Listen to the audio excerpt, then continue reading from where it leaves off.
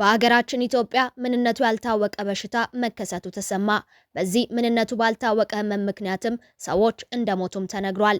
ከሞቱትም በተጨማሪ በበሽታው የተያዙ ሰዎች ለይቶ ማቆያ ውስጥ እንዲገቡ መደረጉም ታውቋል።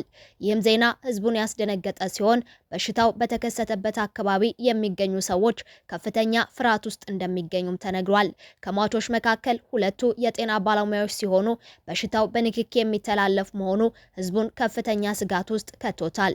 ሁሉም የሞቱት ሰዎች ንክኪ የነበራቸው መሆኑ መታወቁ ደግሞ ተላላፊ በሽታ ሊሆን እንደሚችል እንዲገመት ሲያደርገው ጤና ሚኒስቴር ያወጣው መግለጫ ያልተጠበቀ ሆኗል። ስለ በሽታው ምንነት የገለጸው ጤና ሚኒስቴር ህዝብ ከፍተኛ ጥንቃቄ ማድረግ እንዳለበት አሳስቧል። ለመሆኑ ምንነቱ ያልታወቀውና ሰዎችን እየገደለ የሚገኘው በሽታ ምንድነው? ጤና ሚኒስቴር ተጠንቀቁ ሲል ያስተላለፈው ማሳሰቢያስ ምን ይላል?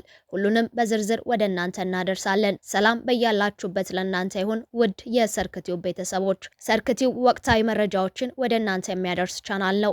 በዛሬው መሰናዶ ኢትዮጵያንን ስላስደነገጠው ምንነቱ ያልታወቀ በሽታ ተመልክቶ የተሰሙ መረጃዎችን ወደ እናንተ እናደርሳለን። እናንተም ቻናሉን ሰብስክራይብ በማድረግ ቤተሰብ እየሆናችሁ ቪዲዮውን ላይክ እና ሼር በማድረግ አብራችሁን ቆዩ። በደቡብ ኢትዮጵያ ክልል አሪ ዞን ጂንካ ከተማ ከሰሞኑ ምንነቱ ባልታወቀ ህመም የ5 ሰዎች ህይወት ማለፉ ተሰምቷል። ጉዳዩም በጂንካ ከተማ ነዋሪዎች ዘንድ መረበሽ መፍጠሩን ነዋሪዎች ተናግረዋል። ቃላቸውን ለመረጃ ምንጮች የሰጡት የከተማዋ ነዋሪዎችም ሰው ተጨንቆ ነው ያለው፣ ሀዘን እንኳን ለመሄድ ፈርቶ የሚቀርም አለ፣ ደግሞም በድፍረት የሚሄድ አለ፣ የመረበሽ ስሜት ውስጥ ነን ሲሉ ያለውን ሁኔታ ገልጸዋል። እየወጡ ያሉ መረጃዎችም እንደጠቆሙት ከሆነ ምንነቱ ባልታወቀ ህመም ወደ ጂንካ ሆስፒታል ገብተው የነበሩ 3 ሰዎች ውስጥ አንዱ በሆስፒታል ውስጥ ህይወቱ ያለፈ ሲሆን ሁለቱ ደግሞ ሪፈር ተጽፎላቸው ወደ ሐዋሳ ሪፈራል ሆስፒታል ሲወሰዱ አንደኛው ታማሚ በመንገድ ላይ ሁለተኛው ታካሚ ደግሞ ሐዋሳ ሪፈራል ሆስፒታል ከደረሰ በኋላ ህይወቱ ማለፉን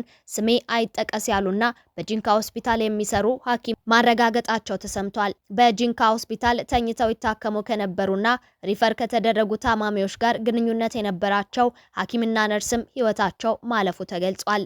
ለጊዜው ምንነቱ ባልታወቀ ህመም በአጠቃላይ የ5 ሰዎች ህይወት ሲያልፍ ጉዳዩ በጂንካ ከተማ ከፍተኛ ጭንቀት መፍጠሩን የአካባቢው ነዋሪዎች ተናግረዋል። በጂንካ ሆስፒታል የሚሰሩ ሐኪሞችም እንደተናገሩት ታመው መጡትና የሞቱት በአንድ ቤተክርስቲያን የሚያገለግሉና አብረው ይንቀሳቀሱ የነበሩ 3 ሰዎች እንደነበሩ ተናግረዋል። 3 ሰዎች እንደሆኑ ገልጸዋል። በ10 ቀናት ልዩነት ትናንት ከትናንት ወዲያና ዛሬን ጨምሮ በአጠቃላይ 5 ሰዎች ሞተዋል ያሉ ሲሆን ህይወታቸው ካለፈው ውስጥ ሁለቱ ከታማሚዎች ጋር ንክኪ የነበራቸው በጂንካ ሆስፒታል ይሰሩ የነበሩ ሐኪምና ነርስ መሆናቸው ታውቋል። ሐኪሙና ነርሱ ካለው የስራ ባህሪ አንጻር ቀጥተኛ ንክኪ ከሰዎች ጋር ቢኖራቸውም የህመማቸው ምክንያት ከንክኪያቸው ጋር የተነሳ ነው ብሎ ለማለት ትንሽ የጠለቀ ማጣራት ቢጠይቅም ለጊዜው ግን ምልክቶቻቸው ተመሳሳይ መሆኑ ብቻ አዲስ ወረርሽኝ ነው ለማለት እንደማያስደፍር ተነግሯል። ታማሚዎቹ ሲመጡ ያሳዩት የነበረው ምልክት የወባ አይነት ምልክት እንደነበረ የተናገሩት የህክምና ባለሙያዎቹ አንዳንዶቹ ደም ባፍንጫቸው መምጣትና ማስቀመጥ ምልክቶችን ያሳዩ እንደነበር ተናግረዋል።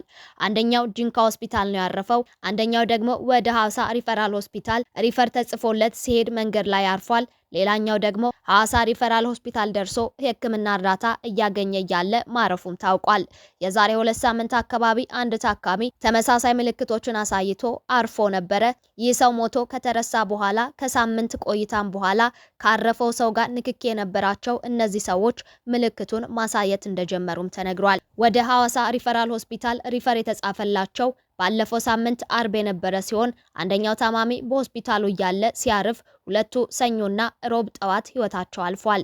የዞኑ የጤና መምሪያ ለጊዜው ምንም አይነት መግለጫ ያላወጣ ሲሆን በጂንካ ሆስፒታል ውስጥ እንቅስቃሴዎች አሉ፣ ጉዳዩን ለማጣራት ከክልሉ የመጡ ሰዎች ጋር እየተሰራ ነውም ብለዋል። የአሪ ዞን ጤና መምሪያ በጉዳዩ ላይ በሰጠው ሀሳብም ጉዳዩ በፌዴራል ደረጃ ጭምር መግለጫ የሚሰጥበት ስለሆነ ለጊዜው ምንም አይነት መረጃ መስጠት አንችልም የሚል ምላሽ ሰጥቷል። የዞኑ ጤና መምሪያም የላብራቶሪ የናሙና ምርመራው ገና አላለቀም፣ ምርመራ ላይ ስለሆነ ሲረጋገጥ ስለ በሽታው ምንነትና መደረግ ስላለባቸው ጥንቃቄዎች በፌዴራል ወይም በክልሉ ደረጃ መግለጫ እንደሚሰጥ የተናገረ ሲሆን ይህ መረጃ ከወጣ በኋላም የጤና ሚኒስቴር ስለ በሽታው ምንነትና መደረግ ስላለባቸው ጥንቃቄዎች መግለጫ አውጥቷል። በአሁኑ ወቅት በደቡብ ኢትዮጵያ ክልል የተከሰተውን የሄሞራጂክ ፊቨር አስመልክቶ የጤና ሚኒስቴርና ከኢትዮጵያ የህብረተሰብ ጤና ኢንስቲትዩት የተሰጠ ጋዜጣዊ መግለጫ የጤና ሚኒስቴር ከኢትዮጵያ ህብረተሰብ ጤና ኢንስቲትዩትና ከክልል ጤና ቢሮዎች ጋር በመተባበር የህብረተሰብ ጤና አደጋዎች እንዳይከሰቱ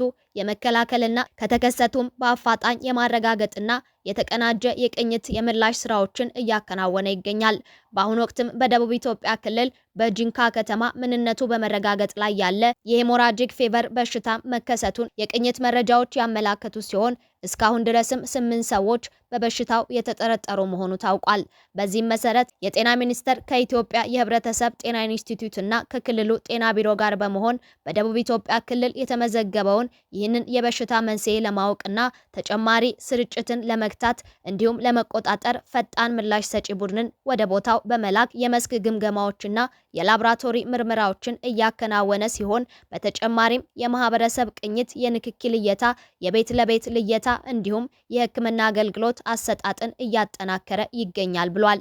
በመሆኑም በመላው የህብረተሰባችንና የሚመለከታቸው የባለድርሻ አካላት ሚኒስቴር መስሪያ ቤቱ ሌላ ተጨማሪ መግለጫ እስከሚሰጥ ድረስ ለመከላከል የሚከተሉትን ምክረ ሀሳቦችና ጥንቃቄዎችን ተግባራዊ እንዲያደርጉ እናሳስባለን ብሏል። የጥንቃቄ ተግባራት ብሎ የዘረዘራቸውም በአፍ አፍንጫና ሌሎች የሰውነት ክፍሎች የመድማት፣ ትኩሳት፣ የማስቀመጥና ማስመለስ ምልክት ሲኖር ወደ ሕክምና ተቋማት መሄድና በወቅቱ የላቦራቶሪ ምርመራ ማድረግ እንደሚገባ ተጠቅሷል። ሌላው ደግሞ ምልክት ከታየበት ማንኛውም ሰው ጋር ንክኪ በሚኖርበት ጊዜ ራስን የመከላከል ዘዴዎችን መጠቀም እንደሚያስፈልግ አሳስቧል። ሁልጊዜ እጅን በሳኒታይዘር ወይም በውሃና ሳሙና መታጠብና ማጽዳት እንደሚያስፈልግም ተጠቅሷል። ማንኛውም ጤና ተቋም በታካሚዎች ልየታ አካባቢ ልዩ ትኩረት በመስጠት የቫይራል ሄሞራጂክ ፌቨርን መሰል በሽታ መለየት፣ መመርመርና ማከም እንዲሁም ሪፖርት ማድረግ እንደሚያስፈልግ የጤና ሚኒስቴር አሳስቧል። ውድ የሰርክ ቲዩብ ቤተሰቦች በጤና ሚኒስቴር የተላለፈውን የጥንቃቄ መልእክት እየተገበርን ራሳችንን እንጠብቅ እያለን የዛሬውን ወቅታዊ መረጃ የያዘውን መሰናዶ በዚያ በቃን። ዳግም በሌሎች ወቅታዊ መሰናዶች እስክንገናኝ በያላችሁበት ሰላም